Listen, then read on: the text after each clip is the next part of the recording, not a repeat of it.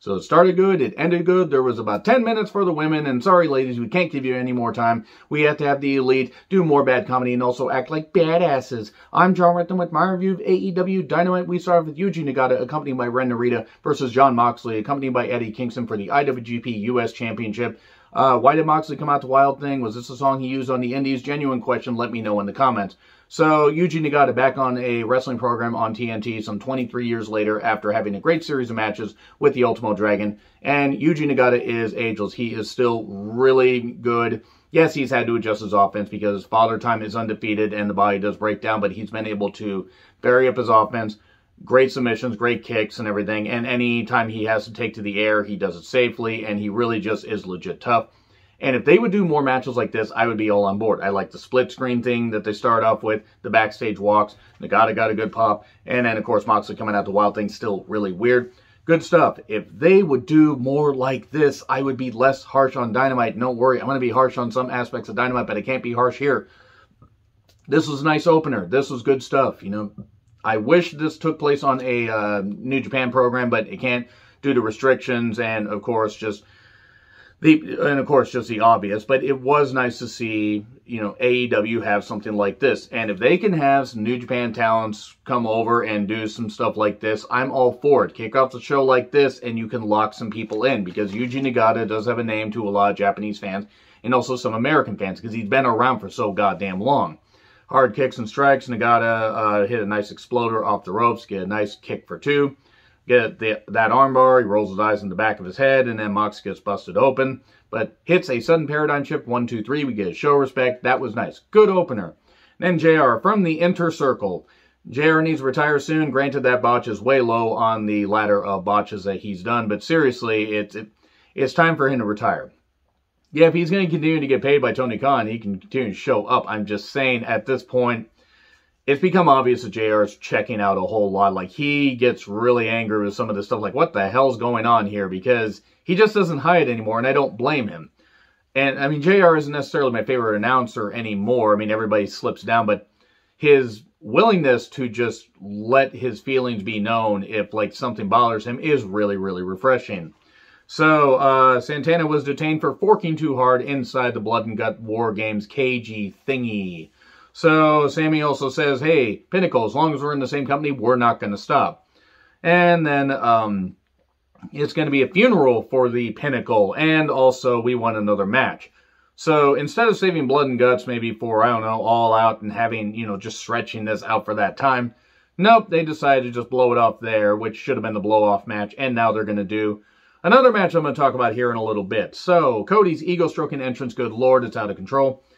Cody is 25% as good as his dad on his worst day. Cody is a better athlete than Dusty ever was, even though Dusty could go out there and wrestle 60 minutes and do some great stuff, despite, I forget what the condition he had in his hip was, but despite that, and despite, you know, being bigger and everything, he made it work, and Dusty could just, excite the crowd and do some really good stuff. And yes, the level of athleticism, rather, has stepped up, and Cody is a great example of that, because he is a great athlete. He shouldn't be doing some things off the ropes, like the disaster kick, because he weebles and he wobbles and he will fall down. But he can do some great stuff. Promos are not one of them. I Need My Older Brother was a great example of him doing a great promo, because he was fired up, he was emotional. But that was one promo. He's done a few others where he's had elements where it's like, okay, he kind of has a bit of Dusty in him. This was not Dusty. This was not Hard Times. This was not any of that stuff. This was garbage. This was one of the worst long-winded promos to say basically nothing that I've heard in a while. And I know it's rather out of style, patriotism, being proud of being an American. He mentions the antiquated two-party system, the most recent election. Gee, wonder how Cody felt about the most recent election. Let me just say this much right now as a little bit of a sidebar. I have plenty of friends and I have plenty of family members that feel one way or the other about the election, have felt one way or the other about the last 4 fucking years. If people are willing to just, agree to disagree on things, that's fine. When people want to be hateful, that's a big problem. I have had to work on being less hateful and everything, but there are certain things I can't fucking overlook. And if somebody is going to support stuff like, national anthem confusion. Like, you can kneel, you can stand, you can be proud to be an American, stand up for what you believe in, kneel for what you believe in. That's the freedom of the country, and I see nothing wrong with that. Because as long as nobody's shitting on the goddamn flag, I don't see an issue. And that's what I'm going to stick with. But a little bit of a sidebar, you know, people can believe whatever they want to fucking believe. But when it gets to where you're going to harm people with your rhetoric, you shouldn't fucking say it, and you need to modify your goddamn behavior. Like this shirt back here, this offends people. Like this shirt back here, this offends people. If these shirts offend you, fuck you, I don't fucking care. It's my channel. I will do what I want. These are my videos. I'm just having some fun. Back to Cody's promo. Red, white, and blue town like this one. Santana, Skinner, Snoop Dogg, they all shared the same jukebox. He's trying to say that he isn't, you know, how you think he is, even though all the elite are. But whatever, it's like, I've never not been proud to be an American.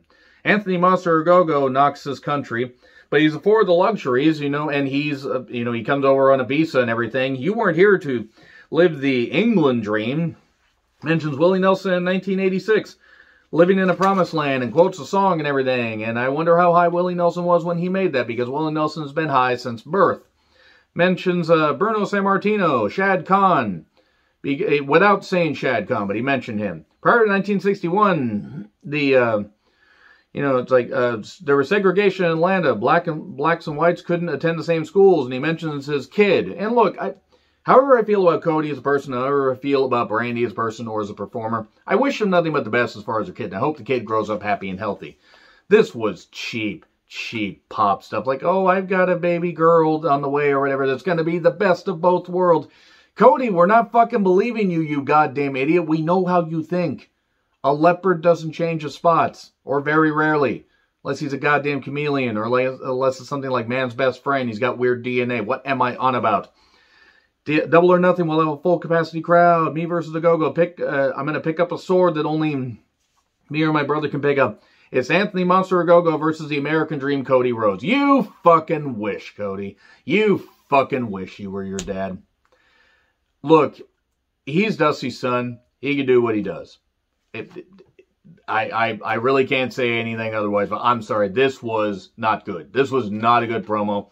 I imagine there were a lot of people that didn't like it. What do you think of Cody's promo? Let me know in the comments. SCU package, friends with the Bucks and putting the pressure on themselves to win or else. SCU versus the Insufferbucks. That's what they're called. Gallows and Anderson at ringside. AEW tag title match. Unfortunately, Callis joins commentary. Look, here's the thing. This is not the NWO with Eric Bischoff doing the commentary and putting the guys over, because Eric Bischoff had charisma. Callis thinks he has charisma. He really doesn't. He had charisma till, I don't know, maybe the dying days of ECW, which was 20 fucking years ago. And I don't care for him. Now, there are people that like him. That's totally goddamn fine. SCU did fine. Then it got video game-like. Look, the Insufferbucks they're video game wrestlers. They can do some stuff. They can do some psychology. They've had some matches I have really goddamn enjoyed in 2018, Strong Style Evolved. 2020, AEW Revolution. They even had a couple matches in 2019 I didn't mind. They are capable of doing some stuff. Guess what? This is very video game-like, and, like, you know, we get Daniels gushing blood, and of course the blade is right over there. And look, I'm not even going to fault Daniels at this point, because they're making everybody pack so much shit in and do all these crazy spots and everything that's going to happen. And, you know, you had the blading, you had the obvious stuff going on at Blood and Gut, War Game, Gut Games, Blood, War, Blood, Gut, whatever. You had all these blading, you know, incidents and everything. It's hard to cover that up, especially when you have a crew that is, you know, being signaled or getting signals from a guy that's on the Herb Abrams diet.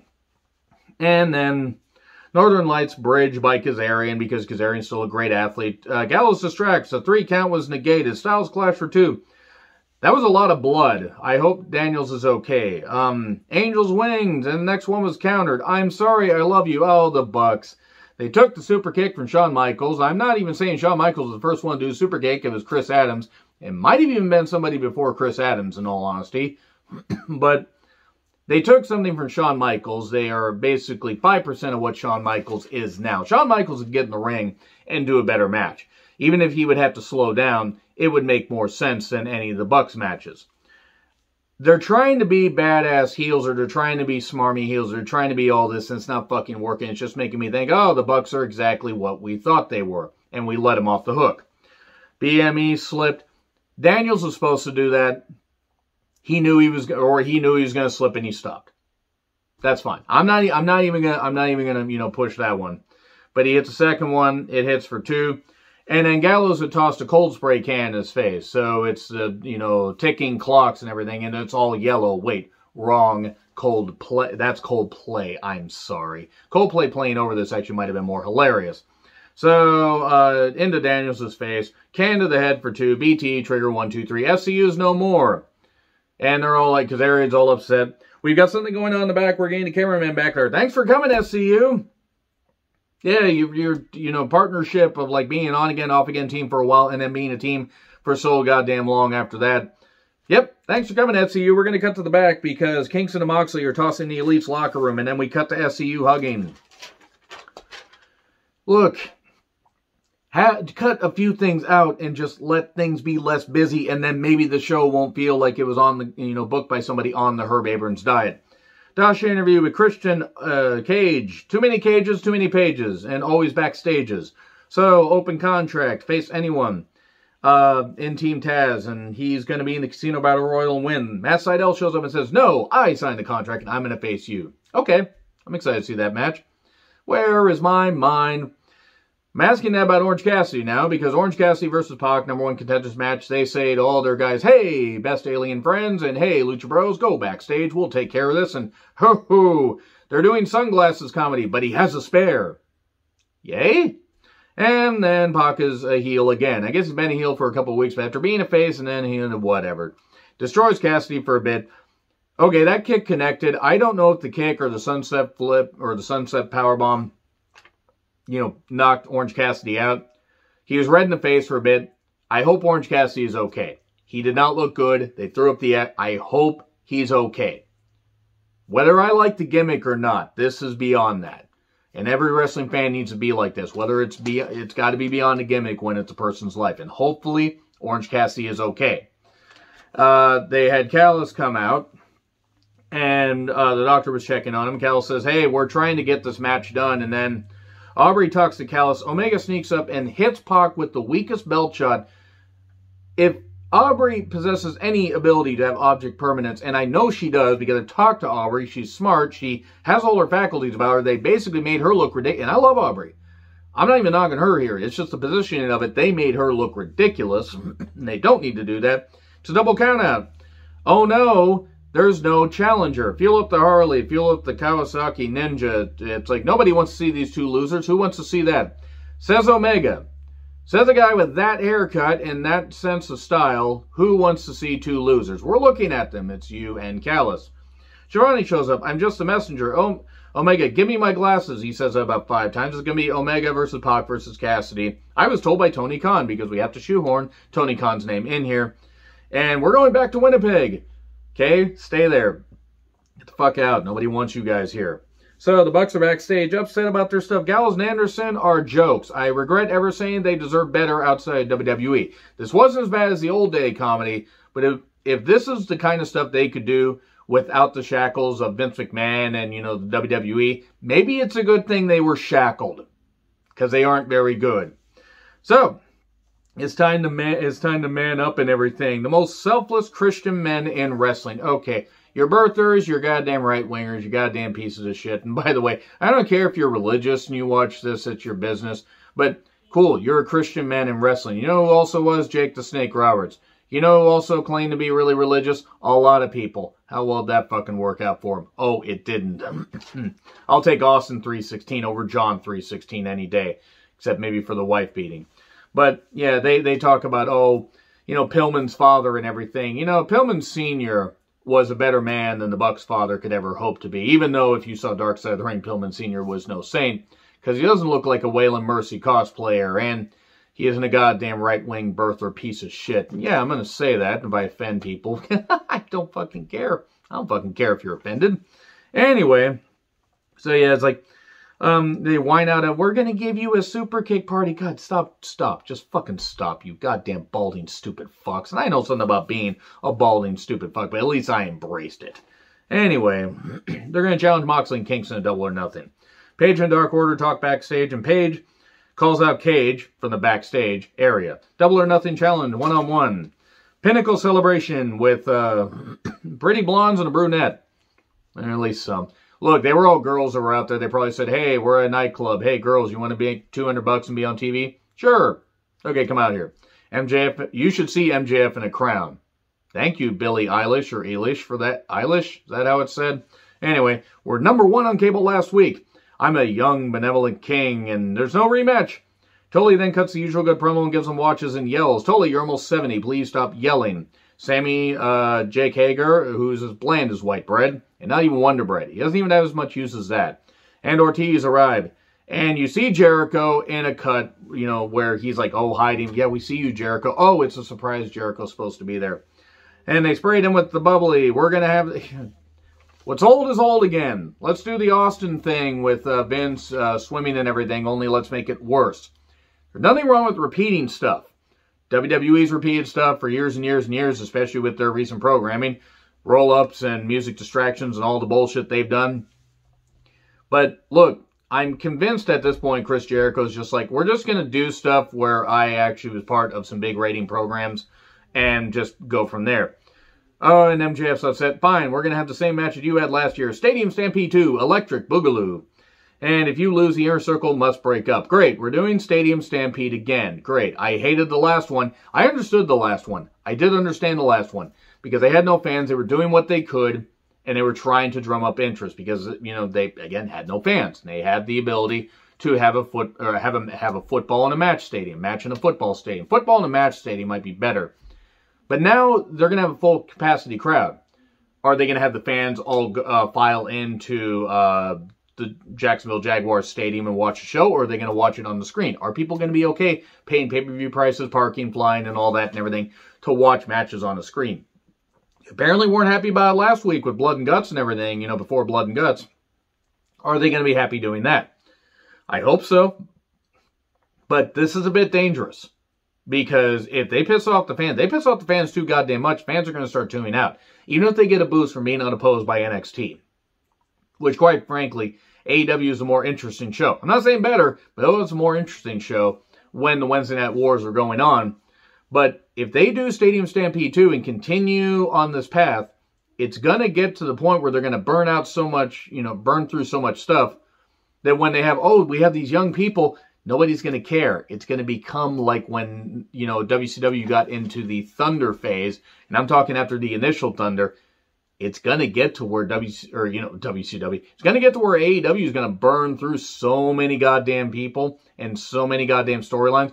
They're going to have nothing left. They got a TV contract coming up in about, what, 2 years, 2.5 years, something like that, I think at the end of 2023. If their ratings aren't at least 1 million plus, whatever the network wants, if they aren't what the network wants, they're going to kick them off.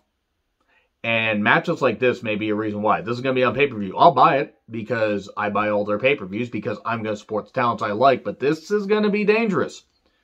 Last year, no fans. This year, full fans. So anyway, so JR sits down with Britt Baker. References a broken nose from Sheeta. That she's pretty fucking hard to kill. She'll win the pay-per-view guaranteed. Guaranteed. That didn't quite work. It's not Dynamite. Rosa versus Jasmine Allure. Quick. Thunder Rosa wins. Catches Jasmine Allure and hits the Fire Thunder Driver safely. Because Thunder Rosa is a professional. Next week, Serena Deeb returns. Good. Maybe she got rid of Marty Scurll and actually realized that she shouldn't date guys like that. And fuck your legal age of, you know, consent being 16 in other countries. Fuck that shit. Anyway. Deeb versus Red Velvet, NWA Women's Championship. Bucks versus Blondes. Cage versus Seidel. And Ogogo versus Austin Gunn. They're not even going to save Anthony Monster Ogogo's, first match for Double or Nothing. Actually, probably smart. Let's see what he can do. He'll win in 30 seconds by gut-shotting Austin Gunn. Jade pre-tape promo. We cut to the Dark Elevation clip of the MJF's former lawyer trying to get, her to sign on. Get her a manager, please, because she's going to need time before she can cut promos where she's not just speaking in a couple sound bites. Darby pre-tape has him going back to Seattle. I met Darby multiple times. Great guy. Insane, but great. And he was thrown down the stairs, and he's reminding himself of where he came from. Miro versus Darby for the TNT Championship. And it's Sting with Darby? When the hell did Sting start to pair with Darby? This is news to... I kid. Of course it's going to continue to happen because Sting's going to keep cashing those TNT checks, or those con checks, while on TNT. Miro jumpstarts and throws him around, throws him into the crowd and everything. Kylan King and Layla Gray being there. Great. That was good. And don't do Sting versus Miro. I fear they're going to down the road. Bell rings, quick 2 count. Darby was hitting and running. He had a hell of a goddamn dive. I mean, a launching dive, just bounced off of him like a ping pong ball. It was insane. German to Darby outside. This is good stuff because it was Miro beating a weakened Darby.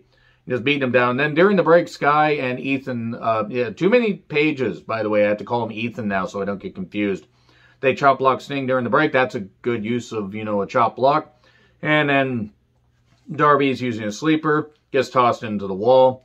Fist bump Sting. No, I'm going to continue. I'm going to continue, Granddad. And then Granddad. And then his 2 stunners. Coffin drop got caught. Roll up for 2. Code red for 2. Oh no, right into the game over. New champion.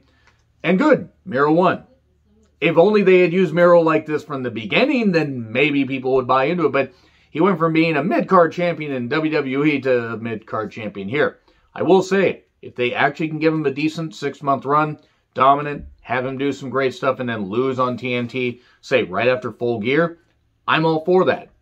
They should have been doing this shit with him to begin with, because it was unforgivable what they did before. Nothing wrong with having fun. They should have used him better before this. And then Sky and Paige run out to attack Sting, and then Dark Order run out, and Lance Archer is seemingly challenging Miro. So it was bookended by good matches. Here's the problem. The rest of the stuff, I mean, the squash match was fine, but they gave, 8 minutes to the women? I don't even think it was 10. I understand that they can't, they don't have a huge depth, of talent rather, to get, to have the women carry, multiple segments every single week. But if you're just going to give them stuff like this, they're going to forget they have a women's division. Fans are really going to forget it, and it's going to get ridiculous. Anyway, agree, disagree with what I said? Like, share, subscribe, Twitter handle in the description. I'm John Retlin. I'll see you soon.